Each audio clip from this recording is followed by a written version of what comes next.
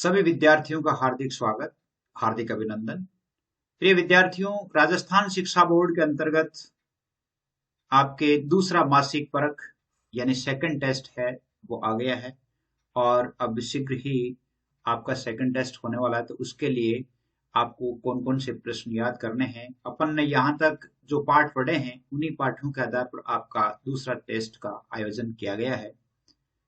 तो मैं समझता हूँ कि आप इस परीक्षा को याद करेंगे, टेस्ट को याद भी करेंगे, क्योंकि ये 20 अंकों का ही नहीं है। आपकी बोर्ड परीक्षा जो होगी, बोर्ड परीक्षा के लिए भी इसमें बहुत ही महत्वपूर्ण प्रश्नों का चयन किया गया है। तो आप इन प्रश्नों को अच्छी तरह से याद भी करें। आइए देखते हैं आज का जो टेस्ट है, इस टेस्ट में कौन कौन से प्रश्न पूछे गए हैं, उन प्रश्नों का जवाब क्या होना चाहिए, उत्तर सहित जो है यानी विद आंसर आपको मैं बता रहा हूं ताकि आप ध्यान से देख सकें। देखिए, आप पहला प्रश्न देखिए, निम्नलिखित में से सच्चिदानंद हीरानंद वात्स्ययन अज्ञेय की रचना नहीं है। कौन सी रचना है जो अज्ञेय की रचना नहीं है? ऑप्शन है आपके नदी के द्वीप, शरणार्थी, आराधना, विपत्का। इनमें से कौन सी रचना है जो नहीं है? और वो है आपके आराधना। तो इसका उत्तर क्या हो जाएगा? आराधना। अगला प्रश्न देखिए, अगला प्रश्न है कि मैंने देखा एक बूंद कविता का मूल संदेश क्या है? जीवन में क्षण का महत्व एवं जीवन की क्षणभंगुरता का, मानव को सर्वगुण संपन्न सिद्ध करने का, व्यक्तिगत सत्ता को सामाजिक सत्ता से जोड़ने का, उपयुक्त सभी का। इसमें जो एक बूंद जो कविता है, इस कविता में जीवन में क्षण का महत्व और जीवन की क्षणभंगुरता का वर्णन किया गया। तो इसका उत्तर 1 नंबर हो जाएगा। अगला प्रश्न देखिए, अगले प्रश्न में है आपके केदारनाथ सिंह को किस रचना पर साहित्य अकादमी पुरस्कार से सम्मानित किया गया? टॉलस्टॉय साइकिल, अकाल में सारस, उत्तर कबीर, यहां से देखो। और वो कौन सी रचना है? वो रचना है आपके अकाल में सारस। अकाल में सारस यानी 2 नंबर इसका उत्तर हो जाएगा। अगला प्रश्न देखिए, अगला प्रश्न है कि केदारनाथ सिंह द्वारा विरचित कविता दिशा का वर्ण्य विषय क्या है? दिशाओं का ज्ञान कराना, बाल मनोविज्ञान को चित्रित करना, हिमालय का वर्णन करना, उपयुक्त सभी। और इसमें बाल मन को चित्रित किया गया है, इसलिए इसमें उत्तर हो जाएगा इसका 2 नंबर।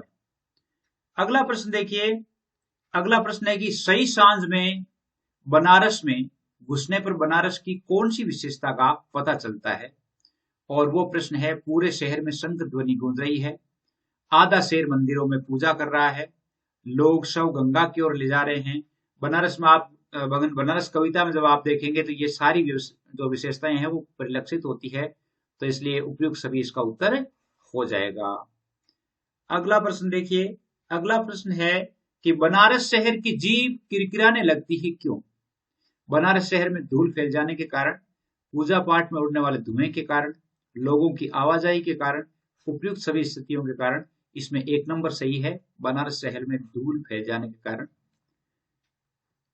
अगला प्रश्न है कि तुलसीदास को राम भक्ति का मार्ग प्राप्त हुआ किससे? माता पिता से, गुरु नरहरिदास से, पत्नी रत्नावली से, धर्म शास्त्रों के अध्ययन से। किससे प्राप्त हुआ था? और इनको भक्ति का मार्ग प्राप्त हुआ था आपकी गुरु नरहरिदास से। प्रिय विद्यार्थियों, जो जैसे आपने प्रारंभ में देखा होगा कि आपके जो विभिन्न विषयों का जो अध्ययन करवाया जाता है, इसके लिए आपके सभी कक्षा 8वीं से यानी 12वीं के अलग अलग जो ग्रुप्स बनाए गए हैं, उनके लिए बॉयज और गर्ल्स के लिए अलग अलग ग्रुप बनाए गए हैं। और वो ग्रुप है 9610208295। इन पर आपके लिए ग्रुप बनाए गए हैं, आप इन पर ऐड हो सकते हैं, किसी प्रकार की कोई फीस नहीं है। संपूर्ण पाठ्यक्रम का अध्ययन आप यहाँ से कर सकते हैं, जो कि आपके लिए आपकी बोर्ड परीक्षा से संबंधित सारी सूचनाएं हैं वो आपको बताते रहते हैं, ताकि आप अच्छी तरह से इनको देख सके। तो 9610208295 पर आप ऐड हो सकते हैं। अगला प्रश्न देखिए, अगला प्रश्न है कि रामचरितमानस, तुलसी ने रामचरितमानस का लेखन कब प्रारंभ किया? 1574 ईस्वी, 1631 ईस्वी, 1598 ईस्वी, 1577 ईस्वी। देखिए, तुलसीदास का जो जीवन है वो है 1532 से लेकर के 1623 ईस्वी तक है। ये ईस्वी सन है। यदि हमें जैसे मान लो विक्रम संवत दिया होता है, जैसे ईस्वी सन तो 1574 ही है, लेकिन अगर विक्रम संवत दिया होता है तो विक्रम संवत 1631 में उन्होंने रामचरितमानस का लेखन प्रारंभ किया था। तो ये भी ध्यान रखेंगे। जैसे मान लो यहाँ पर तो ईस्वी दे दिया मैंने, लेकिन यहाँ पर अगर विक्रम संवत होता और बाकी नहीं होते जैसे, तो आपके उत्तर 1631 भी हो सकता था। तुलसीदास कृत कितनी रचनाएं प्रामाणिक मानी जाती है? ऑप्शन है आपके 7, 9, 12, 15। इनमें से कितनी है जो प्रामाणिक मानी गई है? और वो 12 कृतियां हैं जो प्रमाणित मानी गई। तो उत्तर क्या हो जाएगा? 3 नंबर हो जाएगा। इसमें उत्तर 1 नंबर हो जाएगा 8वां प्रश्न में। 9वां प्रश्न में देखिए, 9वां प्रश्न हो गया। 10वां प्रश्न देखिए, तदपि दिन ही दिन होत झामरे मनहु कमल हिम मारे। ये जो है इसमें इस पंक्ति में कौन सा अलंकार है? रूपक है, उपमा है, उत्प्रेक्षा है, श्लेष है, कौन सा है? तो इसमें है आपके उत्प्रेक्ष अलंकार 3 नंबर। उत्प्रेक्ष अलंकार कहाँ होता है? जिसमें जैसे यानी उपमेय में उपमान का जो है संभावना दिखाई जाती है। उपमेय उपमान में संभावना दिखाई जाती है और वाचक शब्द जैसे मनहु, मानो, जानो, इनका प्रयोग होता है। तो वहां पे कौन सा अलंकार होता है? अलंकार होता है आपके उत्प्रेक्षा। अगला प्रश्न देखिए, अगला प्रश्न है बहुत ही इंपॉर्टेंट प्रश्न है, और यह प्रश्न है कि मां कौशल्या चित्र के समान चकित सी खड़ी हो जाती है, क्यों?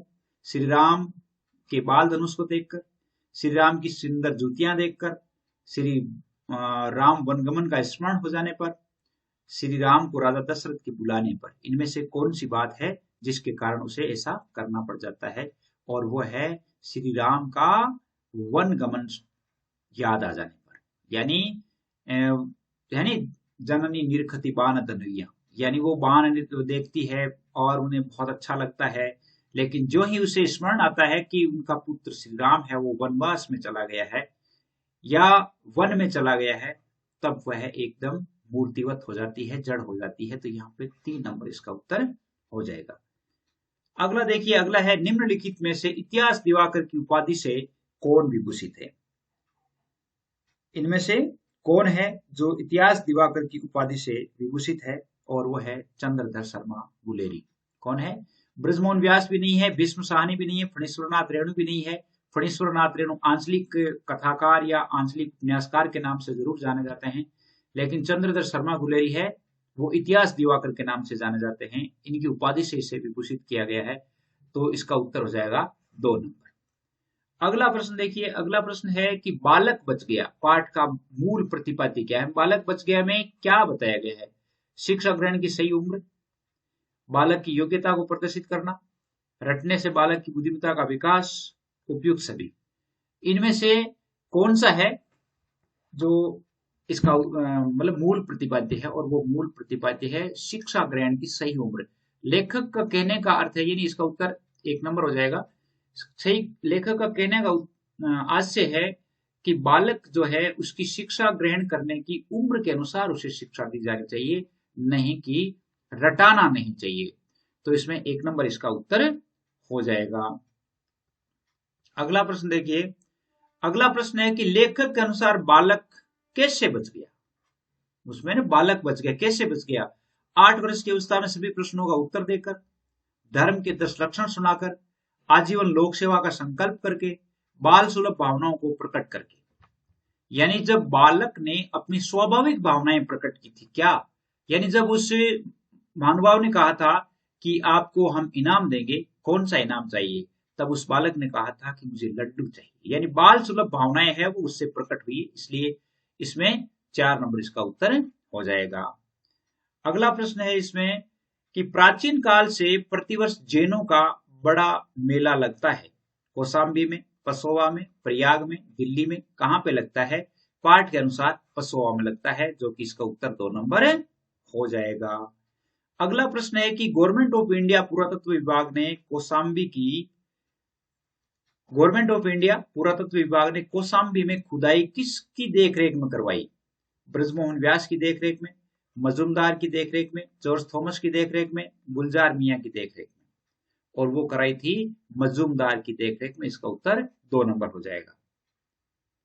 17वां प्रश्न देखिए, फणीश्वरनाथ रेणु की कहानी जिस पर फिल्म बन चुकी है, कौन सी कहानी है जिस पर फिल्म बन गई? अग्निखोर, तीसरी कसम, ठुमरी, समदिया, कौन सी कहानी है? और वह है तीसरी कसम। उत्तर 2 नंबर हो जाएगा। अगला प्रश्न देखिए, बड़ी बहुरिया ने हरगोविंद को हवेली में क्यों बुलाया? पैसे उधार लेने के लिए, अपने पियर संदेश भेजने के लिए, घरेलू कार्यों में हाथ बंटाने के लिए, अपने देवर देवरानियों की शिकायत करने के लिए। किस लिए उसे बुलाया गया? और वो बुलाया गया था अपने पियर संदेश भेजने के लिए। तो इसका उत्तर है वो क्या हो जाएगा? 2 नंबर हो जाएगा। अब ये 2 प्रश्न और रहे हैं,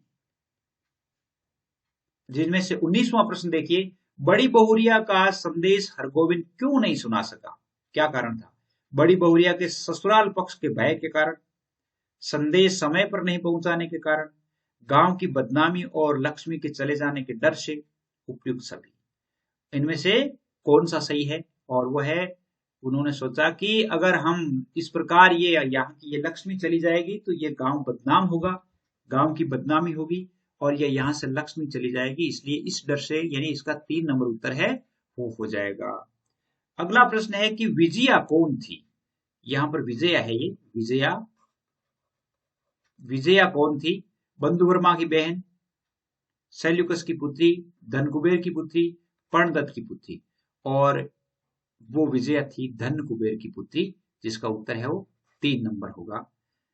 उम्मीद करता हूं कि आपको ये पेपर अच्छा लगा होगा, और आपके लिए जो 9610208295 जो है, इस पर आप संपूर्ण पाठ्यक्रम का अध्ययन कर सकते हैं, कक्षा 12th के सभी विद्यार्थी, जिसमें हिंदी साहित्य, हिंदी अनिवार्य, पॉलिटिकल और इंग्लिश, इनका अध्ययन आप संपूर्ण पाठ्यक्रम का अध्ययन कर सकते हैं। और तो आप इन नंबरों पे ऐड हो सकते हैं। अपना नाम लिख करके भेजें, अपने डिस्ट्रिक्ट का नाम अवश्य लिख करके भेजें। आज के लिए बस इतना ही। जय हिंद, जय भारत।